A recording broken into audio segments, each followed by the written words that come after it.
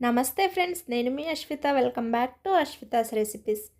ఈరోజు మన రెసిపీ వచ్చేసి చాలా సింపుల్ అండ్ టేస్టీ చిక్కుడుకాయ కర్రీ ఎలా ప్రిపేర్ చేసుకోవాలో చూపించబోతున్నాను. ఇవి న్యాచురల్ చిక్కుడుకాయ విలేజ్లో పండించాము మేము. అయితే ఇవి ఈ సీజన్లో మాత్రమే పండిస్తారు.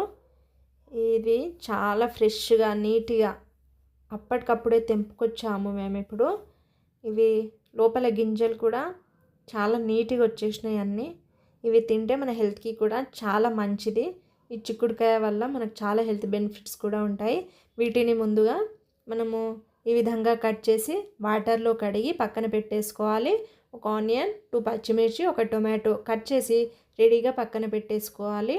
ఆ తర్వాత కడాయి హీట్ అయ్యాక 1 టేబుల్ స్పూన్ ఆయిల్, పోపు దినుసులు, ఆనియన్, పచ్చిమిర్చి వేసుకొని దూరగా ఫ్రై అయ్యాక దాంట్లో కొంచెం అల్లం వెల్లుల్లి పేస్ట్, పసుపు, సాల్ట్ వేసి ఇలా ఒక 2-3 నిమిషాల వరకు అలాగే ఫ్రై అవ్వనివ్వాలి. ఆ తర్వాత పచ్చి వాసన పోయాక మనము కట్ చేసి పక్కన పెట్టేసుకున్నటువంటి చిక్కుడుకాయల్ని ఇలా యాడ్ చేసుకొని మెల్లిగా అన్నీ కలిసేటట్టు కలుపుకోవాలి. ఆ తర్వాత గంగవాయిలు ఆకుకూర ఒక చిన్న కట్టని ఇలా తెంపి ఫ్రెష్గా యాడ్ చేసుకోవాలి కంపల్సరీగా. చాలా టేస్ట్ ఉంటుంది.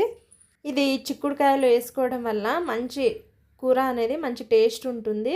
మీరు ఈ ప్రాసెస్ ఒక్కసారి ట్రై చేసి చూడండి, చాలా బాగా కుదురుతుంది. తర్వాత మూత పెట్టేసి ఒక 5 మినిట్స్ తర్వాత చూస్తే ఈ విధంగా బాగా ఉడికి చిక్కుడుకాయ అనేది దగ్గరై ఉంటుంది. అప్పుడు మనం దీంట్లో కట్ చేసి రెడీగా పెట్టుకున్నటువంటి టొమాటో యాడ్ చేసుకోవాలి. దానిని ఒకసారి ఇలా కలిపి ఒక 2 నిమిషాల వరకు మూత పెట్టేసి వదిలేయాలి. ఆ తర్వాత మనము దీంట్లో కొంచెం ధనియాల పౌడర్, కొంచెం కారం పొడి వేసుకోవాలి. మీరు ఎక్కువ కారం తినాలనుకుంటే కొంచెం ఎక్కువ కూడా యాడ్ చేసుకోవచ్చు. ఇలా ఒకసారిగా దీనిని బాగా కలిపేసుకొని ఒక 1/2 గ్లాస్ వరకు లేక 1 గ్లాస్ వరకు వాటర్ యాడ్ చేసుకోవాలి. తర్వాత మూత పెట్టేసి ఒక 5 మినిట్స్ వరకు ఇలా వదిలేస్తే అది ఉడికి మంచిగా దగ్గరై ఉంటుంది. మీరు కూడా ఇదే ప్రాసెస్ని ఒక్కసారి ట్రై చేసి మీకు ఎలా కుదిరిందో నాతో షేర్ చేసుకోవడం మర్చిపోవద్దు. ఈ విధంగా ఈ కర్రీని రోటీ, చపాతీ, రైస్లోకి తింటే చాలా టేస్టీగా ఉంటుంది. ఫ్రెండ్స్, మన ఛానల్ని ఎవరైనా సబ్స్క్రైబ్ చేసుకోకపోతే సబ్స్క్రైబ్ చేసుకొని వీడియో నచ్చినట్లయితే లైక్ చేసి మీ ఫ్రెండ్స్ అండ్ ఫ్యామిలీ మెంబర్స్తో షేర్ చేసుకోవడం మాత్రం మర్చిపోవద్దు.